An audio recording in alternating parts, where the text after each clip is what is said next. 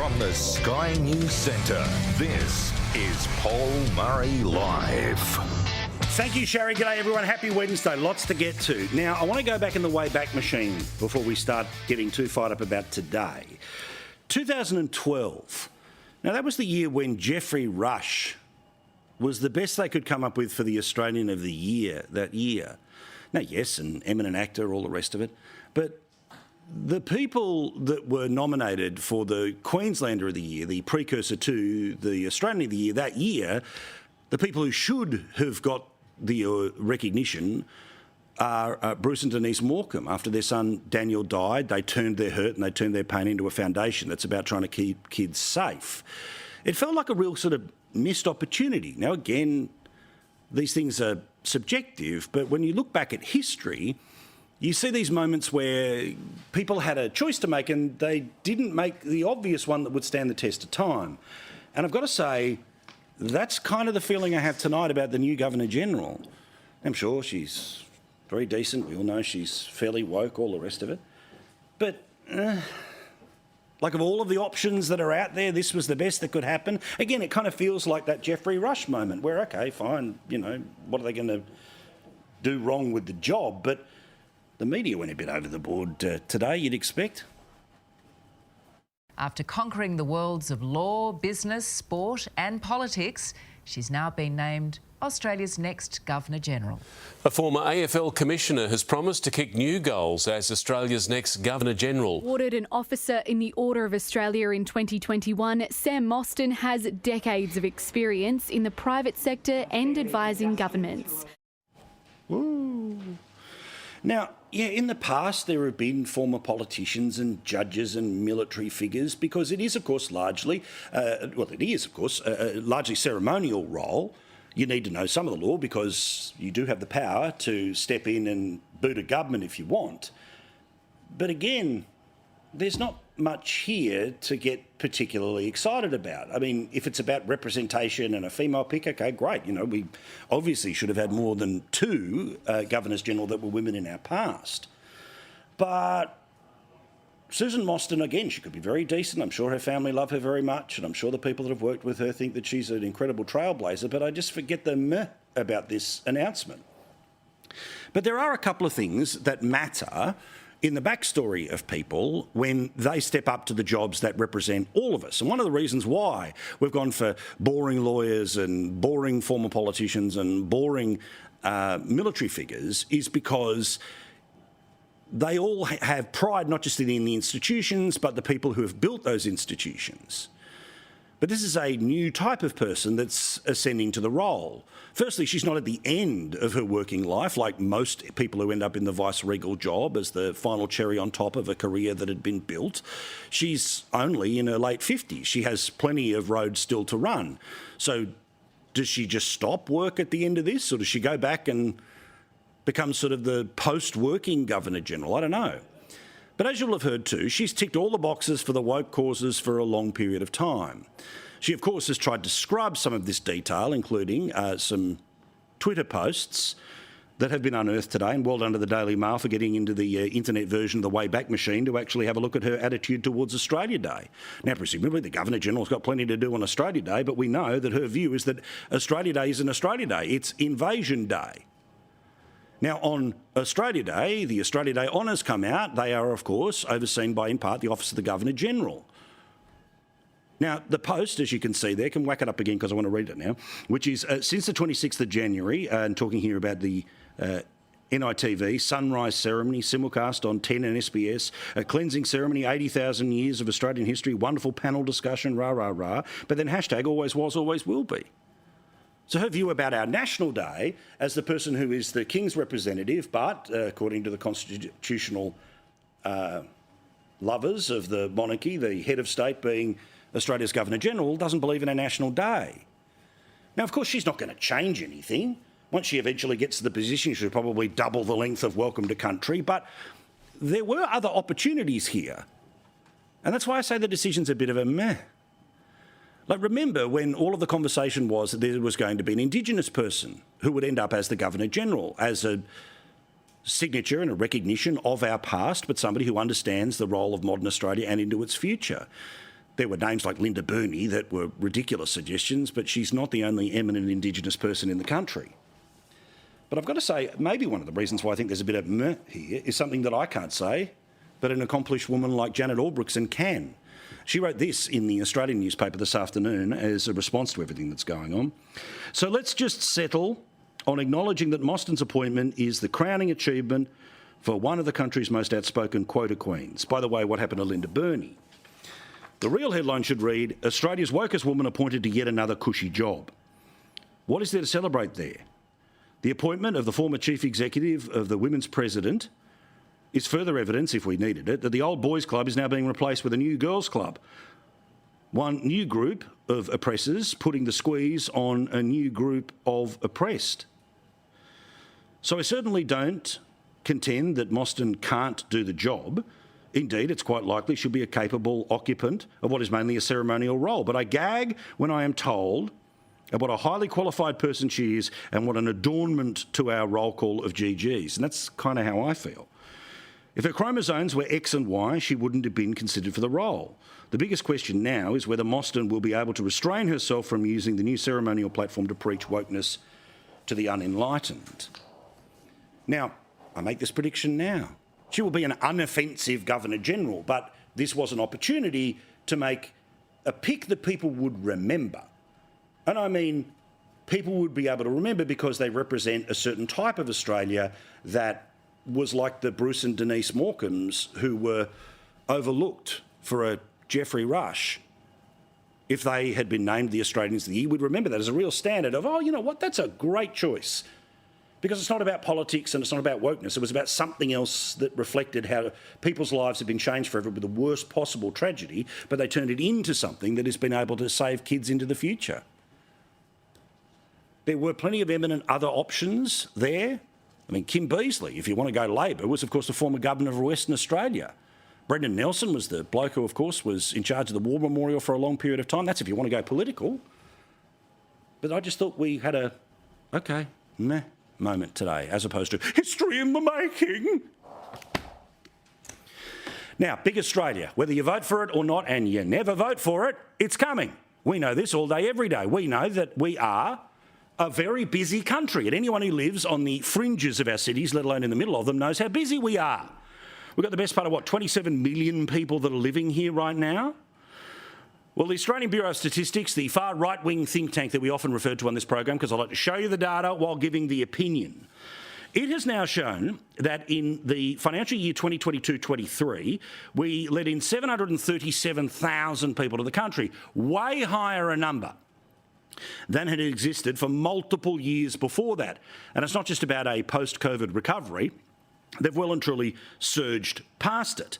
737,170 more people. Now, despite the fact the Prime Minister has said, oh, no, that's not going to happen again this year, well, it is happening again this year. Where in January of this year, the latest numbers that we got, again, from the far right-wing think tank that is the Australian Bureau of Statistics, they said that the numbers that came in this January, 2024, were the biggest January since 2009. The figures showed us that 125,000 people came in just 1 month, that being January of this year. And the predictions now have come forward, again, from the far right-wing think tank, the Australian Bureau of Statistics. Geez, lefties hate it when I use the government numbers, because the reality is here, the predictions are, if we keep on the track we currently are, Australia by 2070 will have 39.1 million, that's if we go on the lower end, or 45.8 million people living in it. So we're going to have another 12 million people if it's kind of at a medium pace. 12 million people. Or a whole lot more at 45 million. Now, you know as well as I know what the consequences of just more people is. And it's not about where they're from, what language they speak, what God they do or don't believe in, what gender, sexuality, skin colour. No, it's not about that. It's about the capacity of us to actually have a reasonable life for 27 million people who live here now. As you know, we have record homelessness in this country right now. We have huge problems with the current young generations and future young generations being able to buy anything in the country. So, of course, they're forced to rent. And the rents at the moment, the rental availability in our cities and even places outside of the capitals, whereas I've told you before, what about 140, 150 people ended up checking out a place for rent in Ipswich. The rental market is in such strain, and that's now for 27 million, let alone 39 or 45 million. And a great story today in the Turnbull Times. Somebody is being asked to apply and pay $1,200 a week to live in a flat that is currently being renovated on the outside in the building. Here's some of the photos, and I'm sure once it was complete with the proximity to the Bondi Beach, I'm sure it'd be great. But it's a construction site. You've got a balcony, but you're not allowed to go on it because they're renovating the outside of the building. $1,250 a week, because that's what the market currently can ask of people, because we have 27 million people in the country right now, let alone 39 to 45 million people that are all supposed to drive around, and I know we're all supposed to ditch our cars and just sort of magically teleport. I mean, not all of us have got access to not one but two private jets to be able to fly around like the Prime Minister and Casanova Bowen. But the reality is people will still be driving around in cars on roads that were built a long time ago. That'll be one lane in most parts of most major cities, trickling down because local councils say you've only got to go at 40 k's an hour because someone might get hit. If you end up going onto a tollway, and that's certainly an issue for Sydney, Melbourne and Brisbane, well, OK, you can have 2 lanes or maybe 3, but nothing's being built for the country that ends up with 45 million people living in it. No plans for it whatsoever. Nobody talks about the 10-lane highway. Instead, it's all just sort of little patches that we do along the way, while desperately hoping people will give up their car, hoping that 15-minute cities mean they'll be able to walk or light rail it from where they live to an office block that is most likely a great detachment from what normally were the jobs inside the cities. And then there's the issue that is still worth talking about, which is the number of people who end up in the back of an ambulance because there's no room in a hospital. And even when state governments turn around and say we're going to build a hospital, it's got it's a bit bigger than the one we currently have. Well, what about building one today that's 3 times the size of the one today, and building it with the expectation that a population of 39 to 45 million people might be in it? Or do we just sort of have these little piecemeals? And remember, hospital ramping is a horrific issue all over the country. I've banged on about Queensland a lot, but let's focus in on South Australia. In South Australia, apart from the marshmallow and supercars, it was kind of the reason why people in South Australia dumped a first-term government, because record numbers of people were having to sit in the back of an ambulance rather than being able to be dropped off by the ambulance at the hospital, meaning if you call 000, your chances of actually getting an ambulance to turn up, not great, depending on if it's a busy day, holidays, all the rest of it. Well, remember Peter Malinauskas, the South Australian Labor leader, as opposition leader, was running in concert with the unions, trying to gin up that this was the number one issue in South Australia and the number one reason why you had to change the government. Our health policy isn't about winning votes. It's about saving lives. Well, 1 year after being elected to do that job, guess what? Ramping numbers went up in South Australia. And this week we learned that a year on from that, so 2 years into the government whose entire purpose was about doing something about this, and they were able to do it because the unions were on side, it wasn't about a Liberal Party taking on a union movement, guess what? Near record levels, extreme pressure on the system. I don't know, but I've got a great idea. Let's tip in millions more people. Now, again, that's my issue. That's what our collective issue is about big Australia. It's about having the resources, the schools, the hospital beds, the number of people needed in the police force, you name it, the number of people in aged care. But increasingly, those jobs, of course, end up being taken up by people who are brought into the country because of their specialist skills, which means the immigration, and we sort of chase our own tail. What we are seeing here in part as well is a couple of generations of people that have been told, go to uni or bust. Now, we wouldn't need to be bringing in the numbers that they currently are talking about if more people ended up picking up a trade. And we had more engineers and builders and electricians, but that's been a shameful career for certain people around the country for their kids to go into. But the reality is they are the people who keep Australia moving, and you can make a pretty penny. So again, our education system isn't going to try to make more people become tradespeople. We just say, oh, no, more places in uni, more places in uni, more places in uni. And then again, it all just keeps feeding on itself. And perhaps one of the reasons why government designs it this way, as Dick Smith talks about it as a Ponzi scheme, the reason the Ponzi scheme is designed like this, which is to keep tipping in more taxpayers. You see, while Albo and Chalmers get ready for another budget, and yes, this one will probably end up in surplus, but the plan for the next 40 years is for them to be in deficit. This is the same people who took $1,500 off people at the height of cost of living, but they didn't think you'd notice because apparently we were all distracted by the Voice campaign. Please. Well, again, today, far right-wing think tank, the Australian Bureau of Statistics, the lefties hate when I do this. But here's the numbers. Look at the taxation receipts of the federal government. You've got here, from 2019, 20, 21, 22 and last year. Uppity up, up, up. And that's not because everyone's getting a pay rise. It's because if more people have more jobs, then there's more tax for government. And what does government do with this taxation money? Do they end up building more things to get us ready for the increased population? No, they spend it on welfare.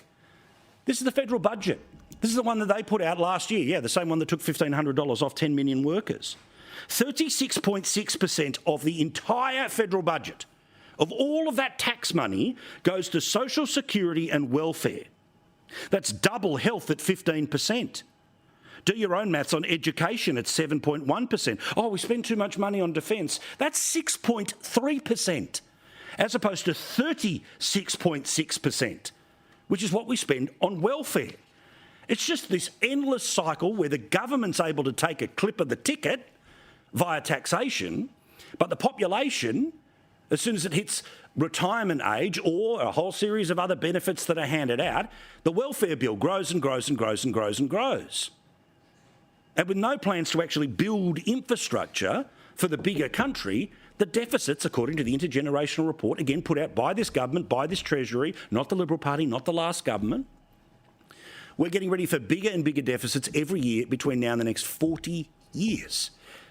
The same period of time that they expect us to all just magically be cool with up to 45 million people living in this country. Madness. Now, while all of that was going on today, Peter Dutton was in the right place and he was focused on small business. Now, small business is, of course, the engine room of the Australian economy. It is, I think, the greatest risk you can take in your life, but what a potential reward it is to be able to work for yourself, to create other jobs, to take care of people in your community or your family, to be able to work for a small idea that you want to build into something that will mean you don't need money from anyone else. You don't have your hand out to government. You're creating your own life here. And in fact, in Australia, there are 2,520,000 small businesses in Australia right now. But did you know that the extreme majority of those, which is now 61%, are people who actually work for themselves? That there is no one employed apart from themselves in a small business. And this can be everyone who's got an ABN and a pair of scissors and they've been cutting hair for the best part of 20 years. It could be somebody who's doing the lawn mowing run. It could be a whole bunch of things that literally, if these people did not do these jobs, then our society would sort of grind to a halt. But these are people who've decided, I don't want to work for anyone else. I don't want to be told what to do. The only way I get a pay rise is I get up earlier and I go to bed later. And I work harder each day to try and lift my productivity and get as many jobs going on any one day. But it is a tough life. I've seen it because that's what my dad did for the majority of his career. It's what my brother has done for the majority of his career. And I see the strain that is on their face as they're trying to work out, while the bills keep going like this, and you're trying to pay off a house loan, which, as we've told you before, can be anywhere between, after the Albo dozen of interest rate rises, anywhere between $15,000 and $30,000 extra dollars you've got to find from somewhere to be able to pay off your house. Now, these people are starting to show real strain. But these people, of course, mean nothing to the Labor Party. Because, of course, the Labor Party wants big business doing deals with big unions and most businesses having the biggest client being the government. So they end up in this sort of circular effect where basically they end up with a permanent majority. People in small business, let alone people working for themselves, Well, as we saw in Victoria during the COVID lockdowns, kind of superfluous to needs. Oh, but the construction workers and the CFMEU, they had to keep going, didn't they? Well, today, we read again via the Sydney Morning Herald about the number of people who are the majority of small business owners who are starting to think about, you know what, I don't know if I can do this anymore. And these are people who are trying to do the best for themselves and for their families. And I think this is a really sad story today. But a survey was done of many of those self-employed small businesses, and it shows that about a third of them are thinking about packing up and, going and working for somebody else. More than a third of the 500 sole traders that were surveyed said they'd had a decline in revenue in the first 3 months of this year. But I thought everything was okay. The too little too late tax cuts had fixed everything, haven't they? Oh, that's right, they don't kick in until July and they're only $15 a week. Well, 1 in 5 are now looking to give up working for themselves in the hopes of earning more money and gaining more stability by working for somebody else. And again, if you've worked for yourself, you've got all of this risk, but you don't want to give it up. You fought hard. You want to keep this going for as long as you possibly can, but eventually the too hard basket. Be it the BAS statements you've got to fill out, the extra insurance premiums which keep going up and up and up. But again, no solution, no conversation at all to anyone in our federal politics. Well, that did slightly change today. Peter Dutton gave a speech to the Council of Small Business, and he says that he wants to put at the heart and centre of a potential Dutton Liberal government small business. And one of his best promises that he could possibly make to anyone in small business is, here's my biggest promise: we'll get off your back. We're going to get out of the way. Our view as a coalition is that the vision that we must have for our country is to make our nation competitive again and to restore economic confidence. We will wind back excessive government intervention, which is holding back our economy. We will remove regulatory roadblocks and stay off the back of businesses to allow them the freedom to flourish. That's music to people's ears. They want to hear that from a Prime Minister. You go, you earn, you pay your tax, we know you'll do that, but we're not going to keep introducing new rules and new laws on top of you. When the 61% of small businesses are people who work for themselves, and even then the next big chunk have got people that have only got 1 or 2 employees. These people need to hear messages like this, including, let's do something about power bills. I believe that the key to increasing our competitiveness and productivity lies in lowering the cost of energy. Energy is the one input cost that we can exert substantial influence over, given our access to an abundance of natural energy resources. With nuclear, we can maximise the highest yield of energy per square metre and minimise our environmental input. Hallelujah, hallelujah. Meantime, what's this government doing when it comes to small business? Well, it's jacking up your power bills. Why? Because we have to spend hundreds of millions of dollars on transitioning from an energy system that worked to one that hopefully maybe will work into the future. But the cost of transition, what I've been talking about since day one here, it's not about climate change denial. It's about the reality of the cost to families, the cost to small business, the cost to big business.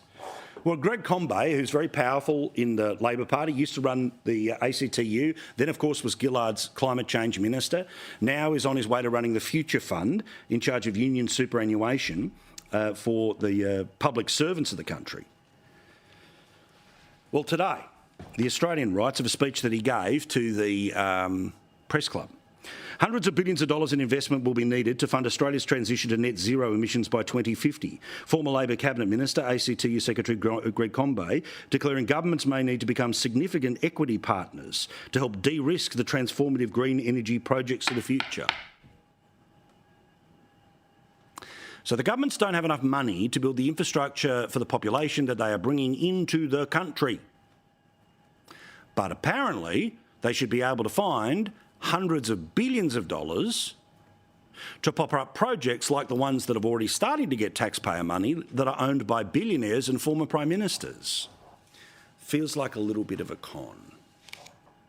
Now, I want to talk about, in the United States, big issues in and around Donald Trump. Now, I want to take a couple of seconds here because this is not your average conversation about American politics. Now, I think that there, of course, right now, and the polls are all looking pretty dominant here, that Trump is on his way to becoming the returned president of the United States. And in part, that's because, of course, you have a basically high-functioning corpse as the current president. But the reason people don't want to vote for this guy again, apart from the embarrassment factor, is that, of course, they've had 4 years of an economy that has been doing exactly as it's been done here, which has just been whipping people. All sorts of problems when it comes to inflation and difficulties that are happening there. There's the endless woke agenda that comes with the Democrats as well, of just garbage and nonsense that people just, OK, can we get back to meat and potatoes? And then, of course, there are people who just constantly want to get rid of this mob because they don't want Kamala Harris to be anywhere near the presidency when Joe eventually gives it up. Poor hubby. Poor hubby. No.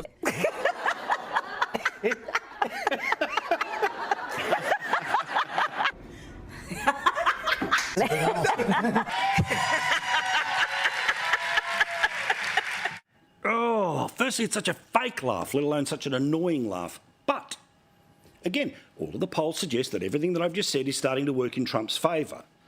Latest Wall Street Journal poll, which has come out tonight, says that Trump is leading in 6 of the 7 swing states.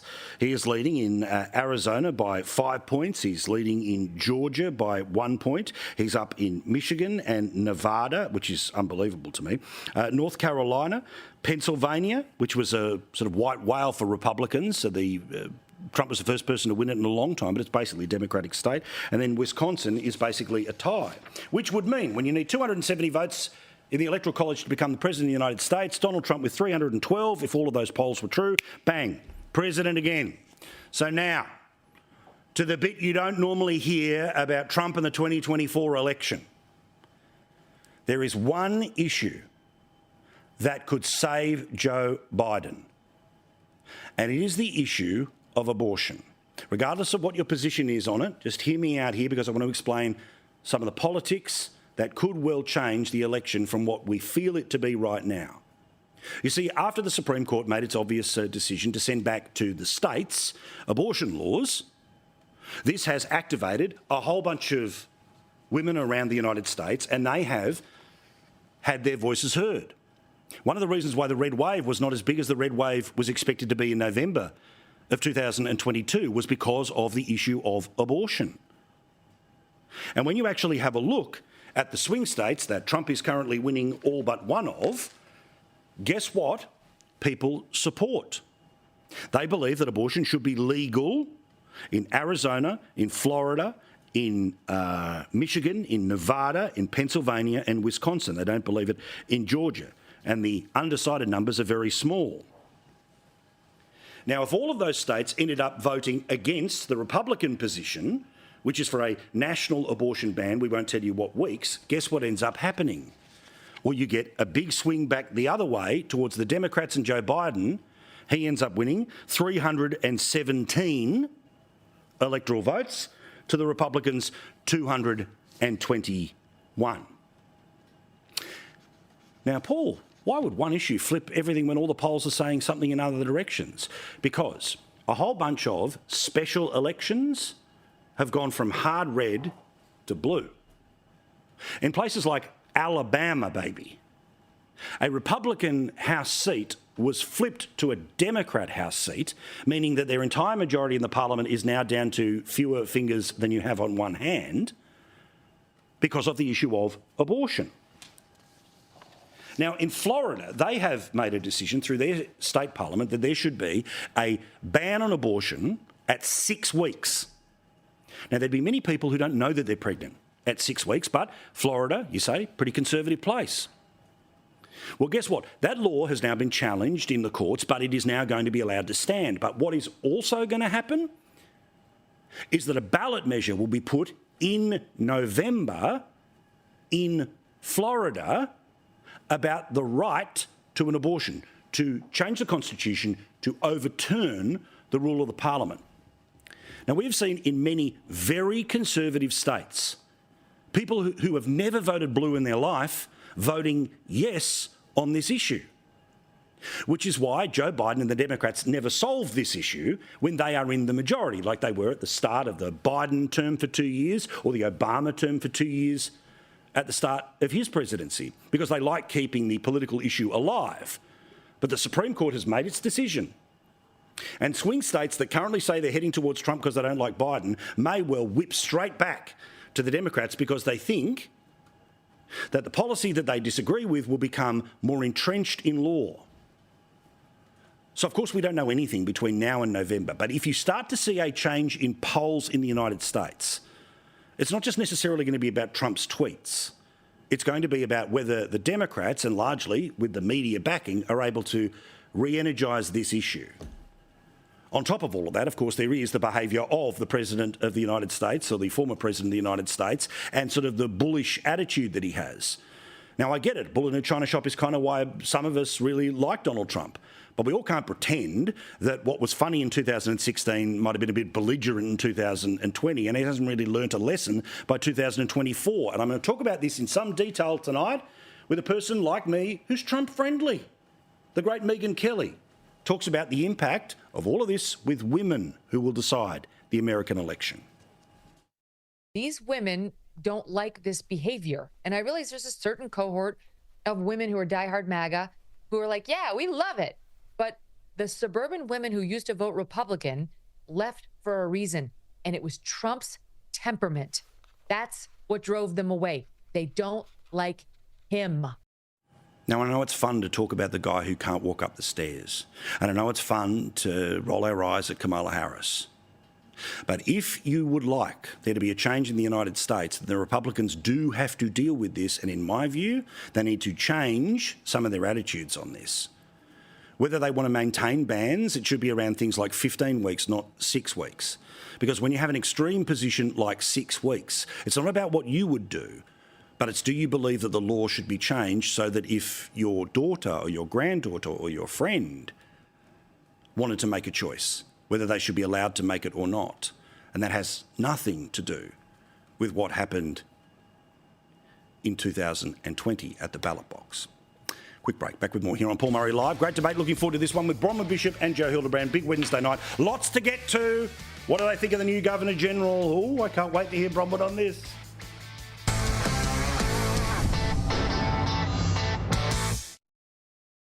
Thank you very much for watching. I apologise to the new Governor-General that I got her mixed up with her sister. Of course, Samantha Mostyn is the person who is about to become the next Governor-General, not her sister, who is, of course, married to Mark Riley, who's the Channel 7 reporter, and we had a few exchanges, I think back on the morning show 15 years ago. Anyway, all the best to her and her family. All right, so 6 Degrees of Paul Murray. What an amazing game everyone will never play. Two people I'm very pleased to say. 1 degree of separation from us tonight because they're in the man cave is Joe Hildebrand and, of course, Bronwyn Bishop. Good evening. I can't help but say, meh. What do you think? Well, about the new Governor-General? I've got to say I do know Samantha, mate. I do know Samantha Mostyn because I know her as head of Chief Executive Women. Right. And I have to say I am a founding member of Chief Executive Women. And she did a very good job there. And just like I disagreed with lots of points of view of the King when he was the Prince of Wales, I think he's doing a very good job as the King. So you think she'll step up and be fine? I think she will step up. She said that her knowledge of the law means that she will be guided by that in having that responsibility. Now, that means stepping away from many of the things she might have spoken about before, which I must say I'm in disagreement with. Our politics are But when way she says apart. Happy Australia Day, we know she's not quite going to mean it because what her real thought is always was, always will be. Yes, but she has an obligation. Right. And she's saying So that. is it a Now, good choice? Do you like the choice? Well, if I was making a choice and I wanted a woman, who would I think of? Someone like Susan Kiefel, the first female Chief Justice of the High Court, who was also, incidentally, the first woman to be made a Queen's Counsel in Queensland. I mean, she is a really impressive woman who people will know.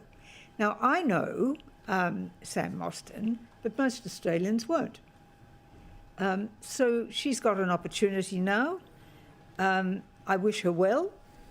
I hope she's uses that guidance of being a lawyer to know what the job is about. Well, I won't lie, you surprised me. You surprised me. You absolutely surprised me. That I'm just going to call the Daily Telegraph so if we can get that on the front page for tomorrow. We, of course, all think that you should get a crack one day. Again, Joe.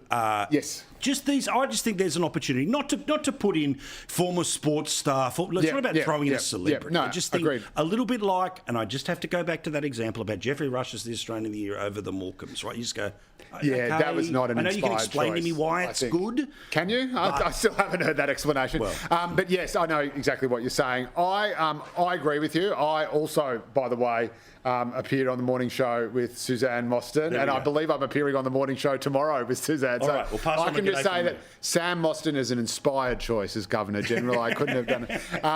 But look, I had a similar reaction to you. I have absolutely nothing against Sam Mostyn whatsoever. I'm sure she's an absolutely lovely person, but it just seems a very beige, safe, uninspired choice. And again, you know, I'm sure Sam Mostyn would make a great GG in another 10 or 15 years' time once she's no longer working in the. Well, that's the other thing too. It's a strange sort of age pick. But, anyway. but I would have liked to. I would have liked to see. I have to say though, with Albanese making the choice, I was holding my breath. It could have been a disaster. Well, to be honest, I thought and wanted for it to be an Indigenous person. I thought that was probably the appropriate thing. We've already had our first female Governor General. We've already had our first female Prime Minister. I think it's about time we had only have to a have Governor one, General. for heaven's sake. No, of course not. But we've never had, in the 60,000 years since that's a the good Indigenous people have been here, we have not had even one of them. So why not someone? There are plenty of eminent Indigenous Australians. Are we really to believe? I don't think that's the right way to be playing it. I think if you want So someone we don't have to in have the a first job, female. It's got to be someone who has a record that is a standout in the nation. And But there are plenty of Indigenous people. There are plenty of Indigenous people with that merit. It's not like there's only one person in the entire country who could be Governor General. All right, let's get to this here. Indigenous leaders who could. So Peter Dutton today, he speaks about the importance of small business. Basically, the main pitch is we're going to get out of the way and we'll do our best to bring down power prices as opposed to the situation we're in right now. I went through some of the numbers there about a survey of people that are working for themselves, which is the 61% of all of those small businesses in the country. I thought Dutton's pitch was obvious, but it's good to hear at a time when it's just a section of the economy that the new version of Labor, in my view, and by that I mean Palaszczuk, Andrews, is basically you either work for government as a public servant or you work for a big business whose biggest client is government, and then that's this permanent majority that keeps reinforcing itself, and those people who make coffees, look, thanks very much, but next. Well, the most important thing is to tackle the industrial relations catastrophe that the Minister for Unions, Mr Burke, has brought upon small business. Correct. It is devastatingly bad. The requirements that, remember I've told you I've done a couple of sessions of industrial relations appraisals as part of my practicing certificate. And I've got to tell you, it gets worse and worse. And there's more to come. And it is terrifyingly bad for small business. You know, if you've got a big business, you've got a whole department over there. They can look forward to it. They can go through it. But if you're a small business, you haven't got those resources. Yeah. And yet the onerous nature of it is terrifying. I'm not surprised when that article was written about the number of people who want to get out of being self-employed because of the responsibility and the difficulties that placed on paperwork is such a punish. But I'm one of those sole traders. I'm one of those self-employed. The industrial relations reform meant nothing to me because I am just me. I don't have a union to deal with. No, so it's for 61% the same, and for the others. And again, I know there are fears that they're going to sort of try and have universal patent bargaining for. But the next 30% is 1 to 4 employees. All fish and chip shop employees. That is not what they are intended for. It is intended for giant. It is absolutely. That is absolutely not what they want. You've got unions are now demanding an air-conditioned room with a nice little. Let's see what happens in various industries. But these laws are designed so that mega multinational or huge companies, like for example Qantas, cannot simply break up their different components into different bodies and then make them compete. Yes, absolutely yes. Qantas was in a position where it had private contractors that were baggage handlers competing for the same work in Melbourne and Brisbane. These laws apply to everybody. They are so complicated and onerous, and we have no idea what a lot of them mean until there's case law. There is no. That's right, and there has been no case law. So it is thousands of pages. So I know you're presenting a worst case scenario. I know it is the worst case scenario. There hasn't been a test case case yet. So how can you say There that? have been a couple already. No, I and don't. it's not good. All right. Now, there's apparently an idea to get people to behave better as politicians, which is to start to dock their pay. Oh, the performance, by the way, is not about their relationship with the constituents or the decisions that they make or the laws that they pass. It's about whether they're naughty in Parliament or not. As a person who's thrown a few out that were carrying on too much, do you think that they should be docked 5% of their pay if they are consistently displeasing the Speaker? Look, the main vetting power, if you like, is the voter. The fundamental tenet of our democracy is that people vote for a person to represent them in the Parliament. If they behave badly, they won't re-elect them. And I can give you examples of exactly where that's happened. We do have a Privileges Committee in the Parliament where there can be references made to it, where they can come up with with decisions about what should be done. In 1988, the power to expel somebody from the Parliament was abolished. So that was the Parliament deciding that. The Parliament is always in charge of itself. If it wants to legislate to put, I think the proposal is 6 part-time commissioners to adjudicate on somebody's behaviour. I mean, seriously. Yeah, it's a little... Seriously. I just want to know. What's the full-time... What is the thinking 6? behind? I just do not understand the thinking behind this. Firstly, if a politician has done something illegal, it should be referred to the police. They can be investigated, and that can be dealt with that way. If they've broken workplace law, that can be dealt with a complaint. There've been a couple of pretty high-profile cases in that scenario. Then, correct. And again, I'm with you, Bronwyn. And often the voters don't punish the person because they like a bit of larrikin attitude, and they don't think that all these things are necessarily hanging offences. And Barnaby Joyce is a case in point.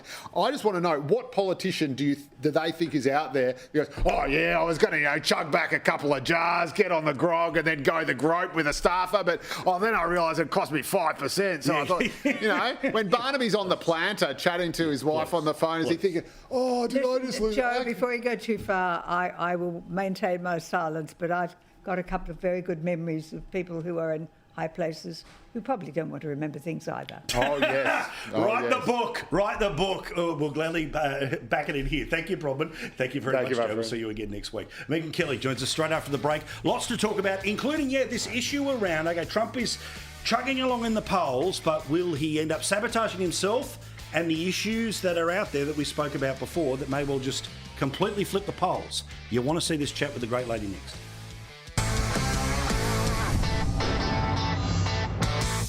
Our favourite time of the week with our favourite lady in the world, none other than the wonderful Megyn Kelly, host of the Megyn Kelly Show, Sirius XM in the United States, or podcast, YouTube, and all the rest of it around the world. How are you, Rockstar? I'm great. How are you? Excellent. Listening to your show as always this morning, our time, and you made a fascinating point that I think is really going to be one of the key moments in the lead up to the election between Trump and Biden.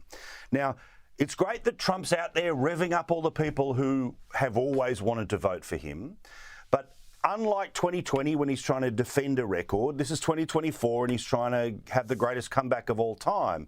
So he needs people who were there for him in 16, buggered off in 20 to come back. But you made a good point this morning that a lot of the bombast, a lot of the carry-on, a lot of this, the screaming, the end of the democracy and the end of the world, and if you don't vote for me, this, that, and the other, it turns off suburban women. If suburban women don't turn up like they did in 16, Biden wins. Yeah.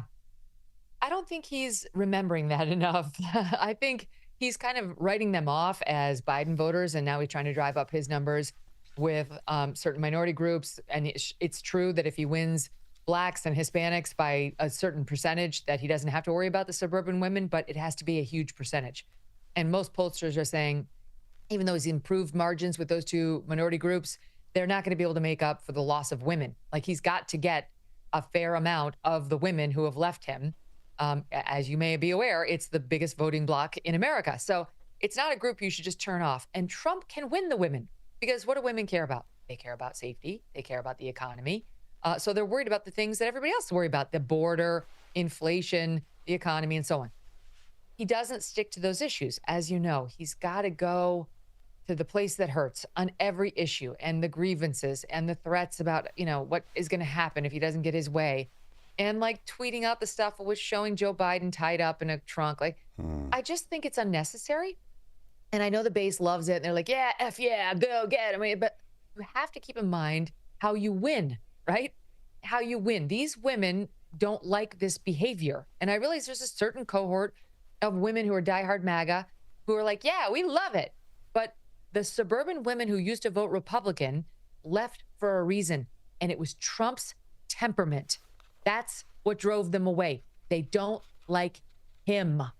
So he either needs to pull a Joe Biden and stay in the basement and stop reminding people why they didn't vote for him in 2020, or while out there, he needs to be more disciplined as he was for about 2 minutes when he launched this campaign early on. I think a perfect example of Trump as just instinctively a good politician is that when Biden's doing the sort of, you know, as Bill Maher said, the expendables of the Democratic Party, the people that are past the former presidents and him in New York City, that he chose that moment was, okay, the way I'm going to have, and this term building up at the moment, it's called split screen, where literally one thing's happening in Republican world, one thing's happening in Democrat world, one is apparently a lie, and the other is the absolute truth, you know, all that garbage. But the split screen at that moment was, if you're looking about priorities, as you said today, Biden's off doing sort of comedy podcasts thinking that, oh, you know, basically, you know, sort of those voters will all end up replacing the other people who don't like his presidency. But then Trump's going to the funeral of a murdered police officer. Now, Trump's, when he's on those instincts, that's the guy who can absolutely beat his performance in 2016. And again, I just thought that the basic marketing guy, the guy who had the nous to know how to win or to turn a room, that's the guy who is the guy who can win. The other guy can't win. Problem with Trump is he doesn't have discipline in this lane. You know, I mean, this kind of goes back to the question I asked him at that debate that he hates so much. He continues to bring it up 9 years later. It wasn't really about women. It was about temperament. Yes. You have the temperament of a man who could be president. And it's the reason Trump didn't get reelected in 2020, right? People had been exposed to his nonstop drama. Everything's about him. They have to think about Trump all the time instead of thinking about themselves. You know, just all the antics around COVID. It was just a lot. It was a lot. And I think they needed a break from him. And him going off screen has been good for him. People remember the policies, which were excellent for the most part, and not the drama. And now he's got a lot to complain about, and I understand it. I complain about it for him some days, but notwithstanding all that, he's got to stay more disciplined. It's just not how he's built. You know, I told you after I interviewed him in September, the very first thing he said was to ask me about the debate question. And then in the middle of the interview, he raised that debate question. And then when we parted, he raised the debate question. Like, he gets these obsessions and he can't get off of them. And so people don't give a damn about that stuff. And they don't want to hear about that stuff. They want to hear about themselves, their own lives, which Trump knows. I mean, he really is, politically, he's a genius. He just doesn't have the discipline to check his temper and temperament to stay on message. Late debate in a second, but before we go, congratulations to the NRL and the players that have come up with a spectacular idea, which is to help kids in Moree, and kids in Moree that are getting close to committing crimes and their life becoming a whole lot harder. Those kids will be diverted into being able to come to Sydney to meet their rugby league heroes. It's a great idea. Congrats to everyone.